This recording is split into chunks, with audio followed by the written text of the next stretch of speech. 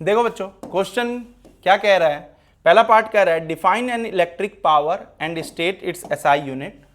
ठीक है, the commercial unit of electrical energy is known as unit, right the relation between this unit and joule.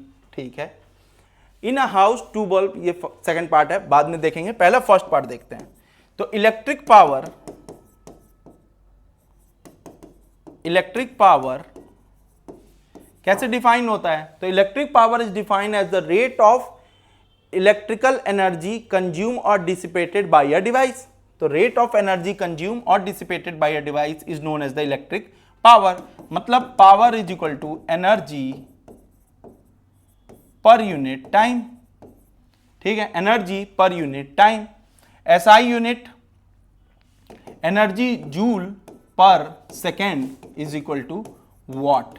तो SI unit of power हो गया joule per second is equal to watt. अब कह रहा है the commercial unit of electrical energy is known as unit, since 1 unit is equal to 1 kilowatt hour of energy. 1 kilowatt hour energy, 1 kilowatt hour energy होता है 1 unit. तो 1 kilowatt hour 1 into 10 to the power 3 watt into 1 hour, मतलब 60 minute into 60 seconds. तो ये हो गया watt into second. Watt into second ये क्या आ रहा है, 36 into 10 to the power 5 joule.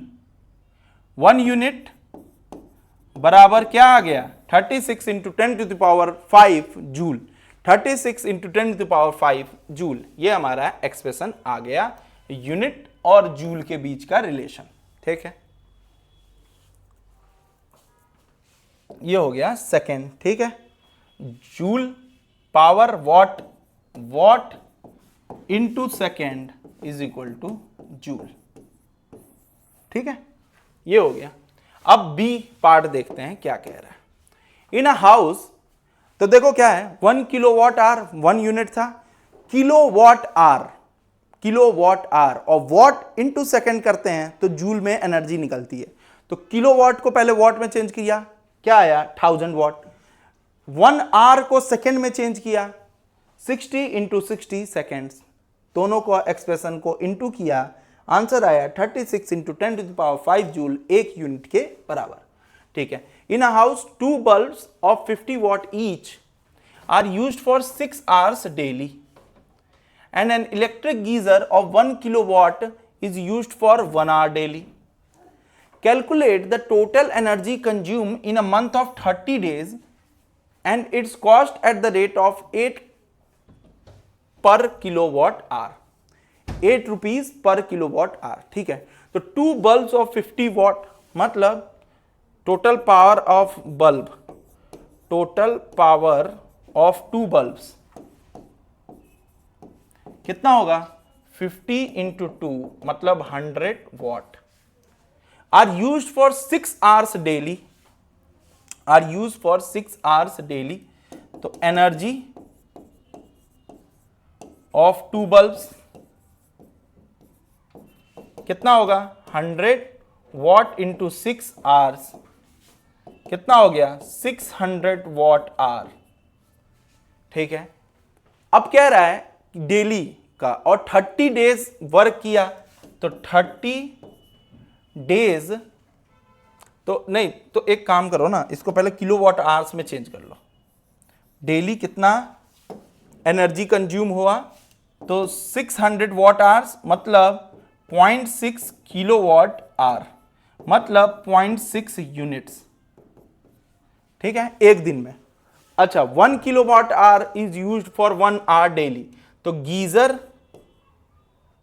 Geyser कितना एनर्जी कंज्यूम कर रहा है, तो 1 किलोवाट फॉर 1 आवर डेली, मतलब 1 किलोवाट आवर मतलब 1 यूनिट। तो डेली टोटल एनर्जी कितना कंज्यूम हो रहा है यूनिट में, daily total energy is equal to 1.6 units, 1.6 units. अच्छा, 30 दिन में तब कितना होगा, 30 दिन में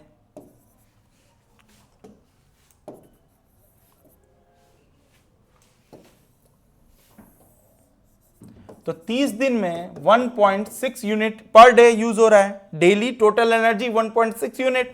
तो 30 डेज में कितना होगा, 16 इंटू 3 48 यूनिट्स। अच्छा, 8 rupees per kilowatt hour, 1 kilowatt hour 1 unit होता है, मतलब 1 यूनिट का दाम 8 रुपए है।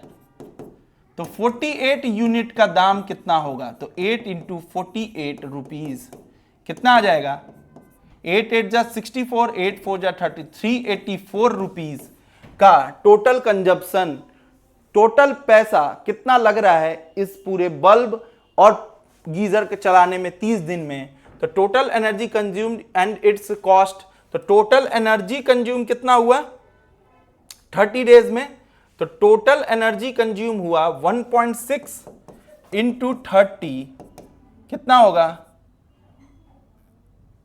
16 3 जा 48, 48 यूनिट मतलब 48 किलोवाट आवर, 48 किलोवाट आवर। और पैसा कितना होगा, तो 48 इंटू 8 पर किलोवाट आवर का वैल्यू 8 है, तो 48 इंटू 8। तो ये हमारा आंसर हो जाएगा